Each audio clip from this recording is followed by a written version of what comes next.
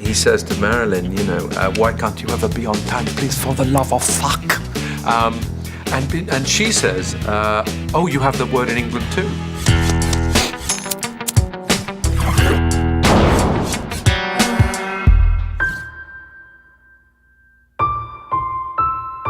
Gentlemen, it is my special pleasure to introduce a woman who clearly needs no introduction.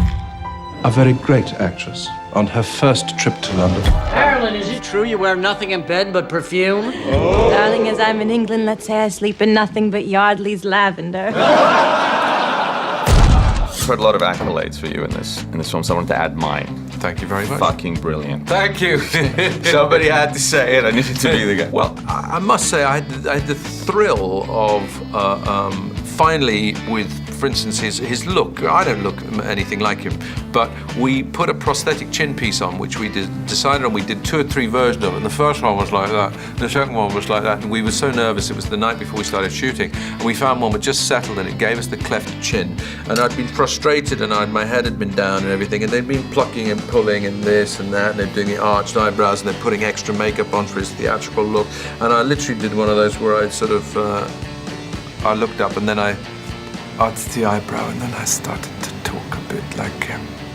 And the light was in the trailer in a certain way, and I looked at it, and I thought, there's a look that he has sometimes in Spartacus. You ever seen the movie Spartacus? Oh, yeah. As Crackus.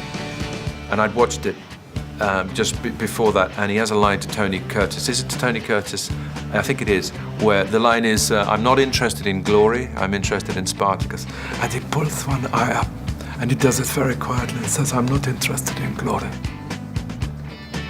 I'm interested in Spartacus. And he does that thing where the tongue goes right round the inside of his mouth, and it's but the eyebrow goes up, and the eyes are so dead. It's so dangerous. And I had a moment like that where I thought, if I can get that dead eye thing, if I could just once get that doesn't mean I start looking like him, but it's something about it. Marilyn Monroe fancying you. Come on. She breaks hearts. She will break yours. When playing Olivia, Yeah. how do you walk the fine line between diction and coming across as a dick? Diction and dickery. You work very, very, very hard to acquire technical skill, which you then work very, very hard to disguise. And Olivier sometimes made that invisible, and sometimes he made it very visible. But he was the most crispily elocuted man. I wouldn't buy the little girl lost act if I were you. I think Marilyn knows exactly what she's doing. He loved the trilled R, and he loved closing the end consonants. And of course, he loved the little kind of the rising inflection.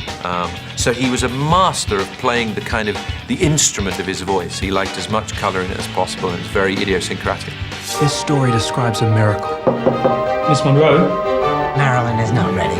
Excuse my horrible face. A few days in my life when a dream came true. All people ever see is Marilyn Monroe. What must it be like to be the most famous woman on earth? You could quit this. Forget Marilyn Monroe. Forget Hollywood. Let it all go.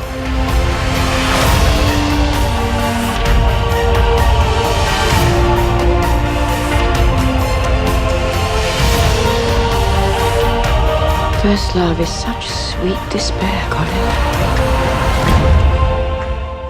I think that My Week with Marilyn is a great film for its comedy, for its humanity, for its heart. I think My Week with Marilyn is good for my soul. I think it's good for your soul. I think it's a great film for all our souls.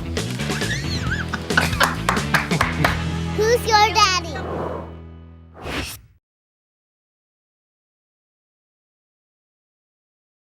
It's no good when you tease me.